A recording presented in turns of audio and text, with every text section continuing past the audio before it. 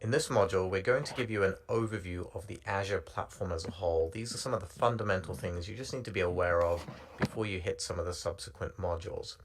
In particular, we're going to cover the following: the cloud models that you need to be aware of that you may have heard about already in the industry, Azure's core infrastructure, including Azure regions and what you need to know about resource groups, which we'll use throughout the course, networking, virtual machines, and then we'll talk about App and DB services, as well as some of the other services available to you in Azure. Finally, ending off with the Azure portal itself and how you can get around the portal and access Azure.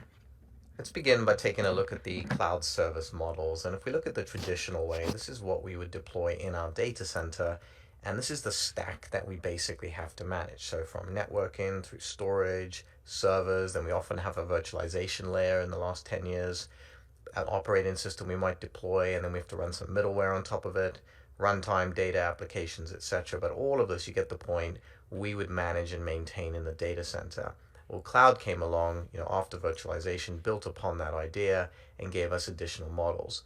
The first one being infrastructure as a service, also known as IaaS in the industry.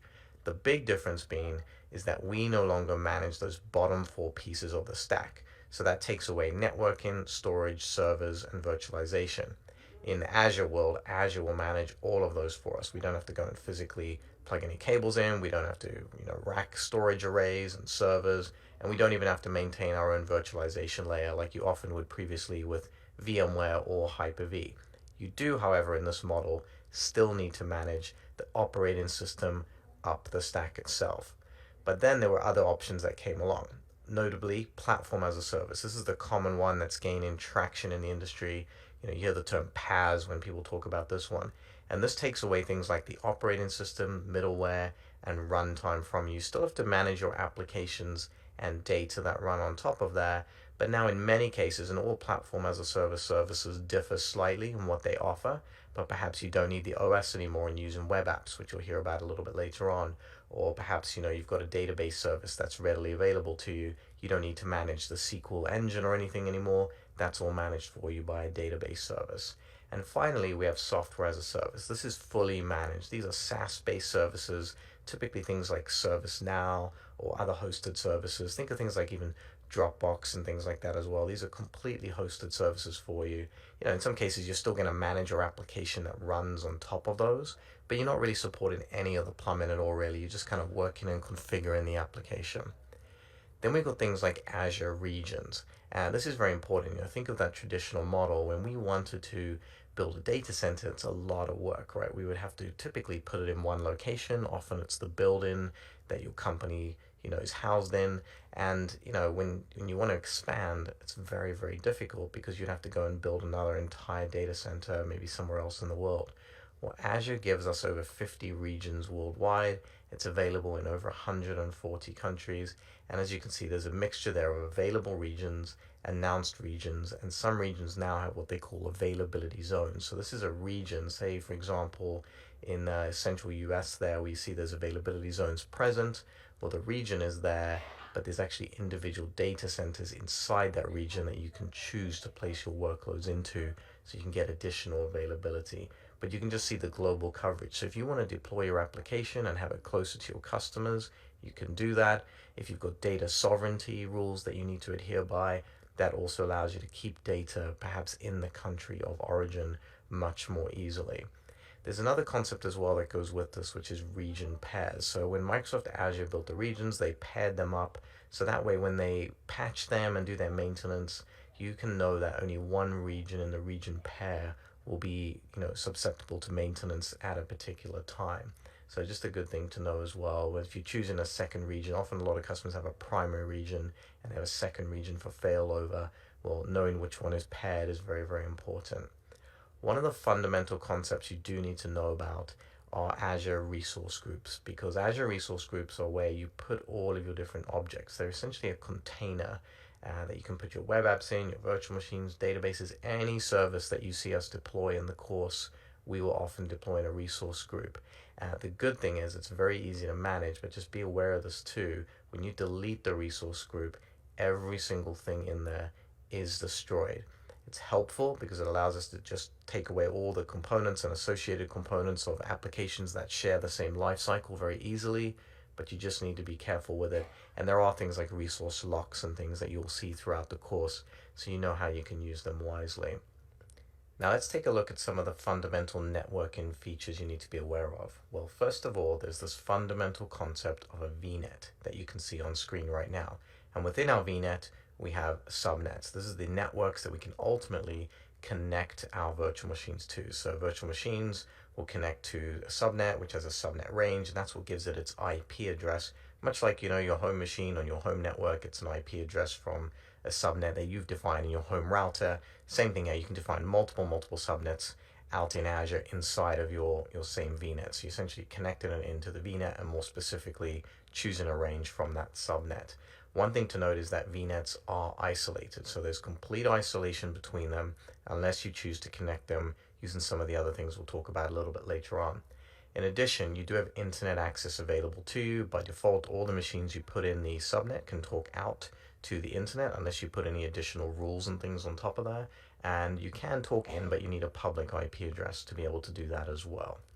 In addition, you can put pretty much any of the Azure resources that you want into a VNet. And so when you connect, whether it's web apps or VMs or other services, there'll be specific options to connect them into the specific network that you want. So you can mix and match services in those virtual networks. And they can be a mixture of PaaS or IaaS services as well.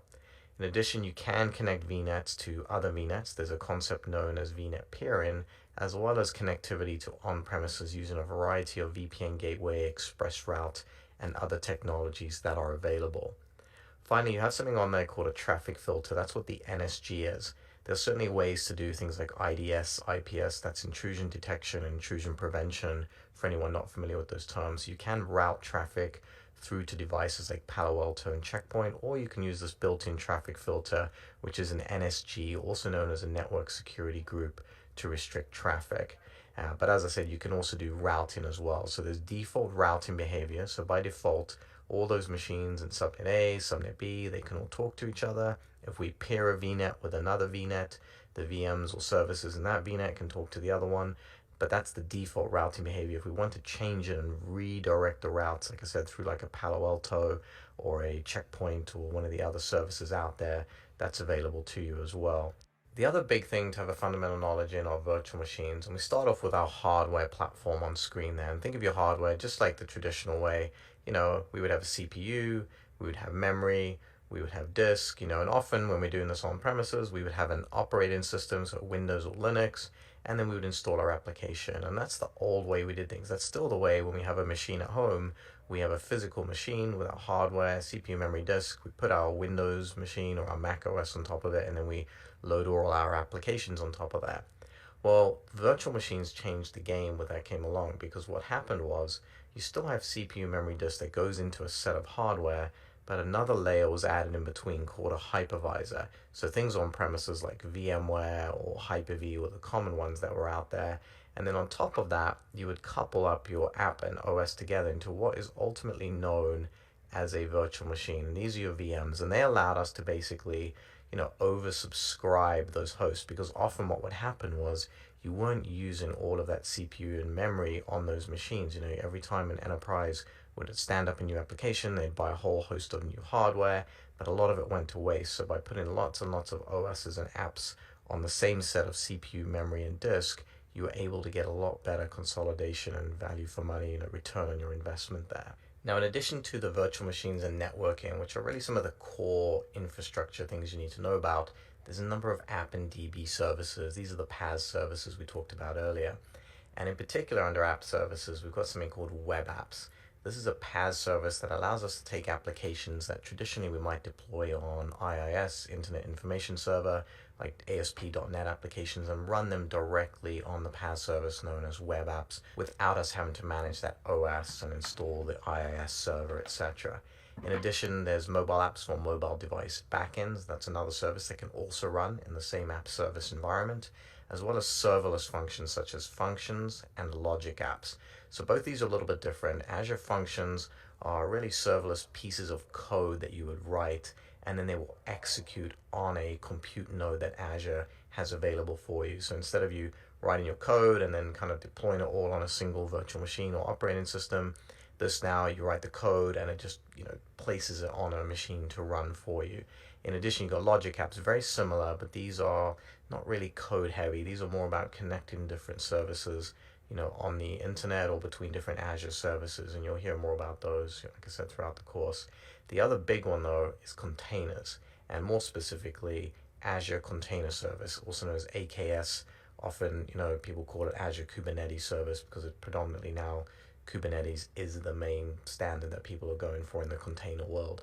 And you'll hear more about this as well, but this allows us to couple up and deploy and essentially containerize applications. So this concept of build, ship, and run. So an app developer can build the application, build it into a container, ship it off to a container repository, and then run it on a container host when the time comes. In addition, we've got those database services. So we've got things like SQL. In particular, we've got Azure SQL in there, as well as SQL managed instances. These are currently in preview, so they're not covered specifically in the course. Neither is Azure SQL, but it's good to know that those are out there as well if you're going to be using Azure, because you don't necessarily have to spin up a VM and then deploy SQL on top of it. You've got this PaaS service available to you. In addition, there's Azure Database for PostgreSQL and Azure Database for MySQL or other hosted database services available as well. Finally, there's another one which is Cosmos DB, and this is a pretty interesting one because for global scale, and if you're trying to use things like MongoDB, you can run that on top of Cosmos, and it can kind of scale out geographically. So again, not specifically covered in the course, but just know that it's out there as well. From a storage perspective, there's some other services that we need to talk about there. So if we look at storage, we've got blob storage. This is covered in detail in the course itself. And you just really need to know that a lot of people are used to traditional file systems, whether it's on premises or Windows file shares, etc. And a blob store essentially is just a container of storage where we can store binary large objects. So these could be images, videos, things like that we just want to keep out there. In addition, there's tables, there's files, that's your typical kind of file share, and there's messages as well that you can put up in Azure as part of their storage services. There's also a whole host of other services out there as well. So things like machine learning and AI, as well as things like cognitive services. So things like facial recognition, translation for speech, you can automatically do closed captioning and things like that. And we'll hopefully circle back and do a video on that sometime soon, because that's something we like to do for the course, is to actually, record the course. And then when we want to add the closed captioning, we can put it through something called Video Indexer, takes these videos, takes the audio, and turns it into, English closed captioning. And then I can choose to translate that. Results vary by language and how it translates, but pretty interesting services that are out there, as well as things like IoT as well. So IoT is around, devices that I might run, things like you might have your fridge might be connected to the internet, you might have cars connected to the internet, in the manufacturing community, this is very, very big right now, as well as things like, farming and other things like that, where you can have devices out there that need to check in and send messages. And IoT, again, also known as Internet of Things, is very powerful there. There's also services that are key, and these are covered predominantly in the course. Things like identity, so that's Azure Active Directory. You've probably already seen that by now. Even if you're using Amazon Web Services, a lot of people use Azure AD as their single identity source. It's a fully, managed identity platform for you and has a whole host of security features in there, which brings me on to operations and security as well. And a lot of these are covered in the course. So these are things like log analytics for searching across all of your different services that you've connected into log analytics, security center for detecting threats in your environment. There's a whole host of services there, as well as monitoring, alerting, all the usual things that come with that as well. The big thing though, from an access point of view, predominantly throughout the course, we will be in the Azure portal, and we will also do a lot of demos in Azure PowerShell as well. But if we just go to the portal very quickly, it's this link, which is portal.azure.com. And if we select it, this will take us to the portal where you'll log in. Again, just make sure you have that trial account already set up, and you'll get a dashboard. Typically when you log in, and it'll have a bunch of things on there, like, services you've deployed, there's help and support tabs, there's virtual machines, this one I built earlier, Skylines VM, but just get used to the portal for a little bit. So on the left-hand side, often you'll see we're going to this create a resource section on the top left. If we just want to see all services, we can click this. and then this will bring up all the services available in Azure, and we can filter them, we can search there, you can search right here in the filter. You can also search in this box at the top. This is actually where I go a lot of the time. I simply go straight up here, and if I'm looking for virtual machines, I'll type in virtual machines.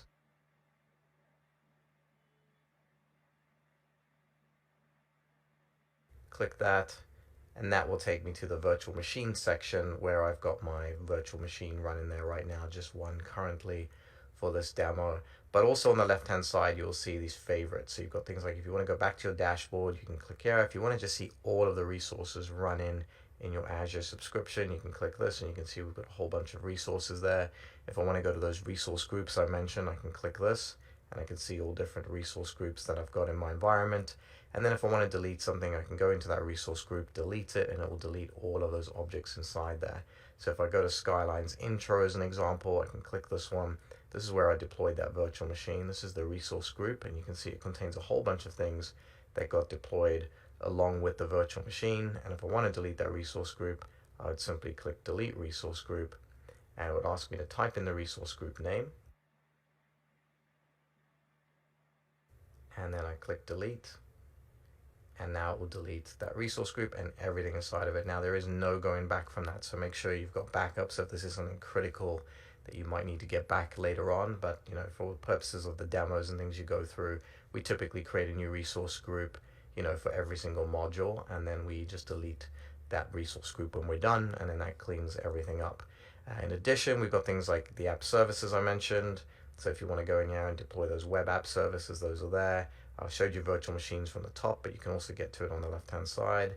And same with things like virtual networks. They're already there along with storage accounts for you. And you can change this around. You can put your own things in there, but it just helps to get used to the portal itself and make sure you're familiar.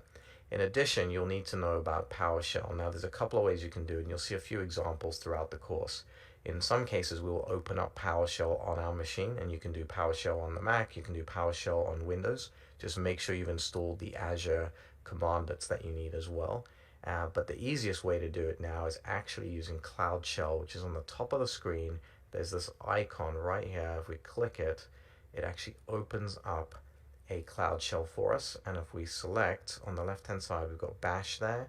We can change that to PowerShell.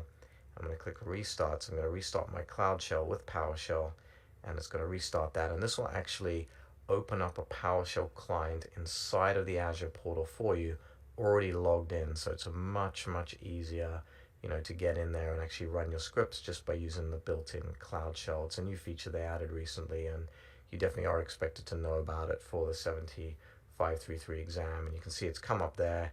Now I can select PowerShell Windows. It'll ask you to create a storage account. This is where it's going to keep any file shares to persist files throughout. But if I go ahead and click create storage, and it will go ahead and now provision that Cloud Shell.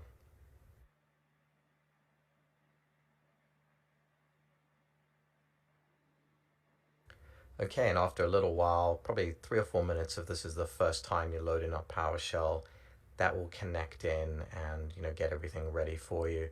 And then you can simply go ahead and start running your PowerShell commands just like you would normally in your PowerShell client.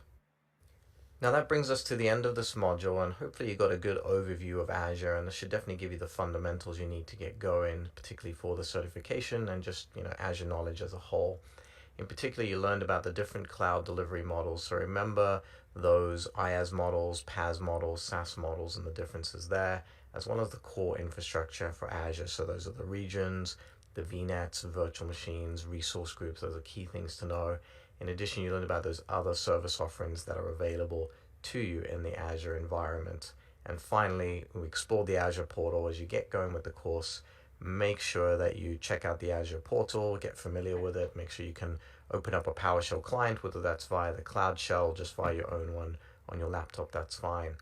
But with that, this is the end, and if you have any questions at all, just let us know. Send us a tweet at Skylines Academy, leave a comment in the YouTube channel or on the module page.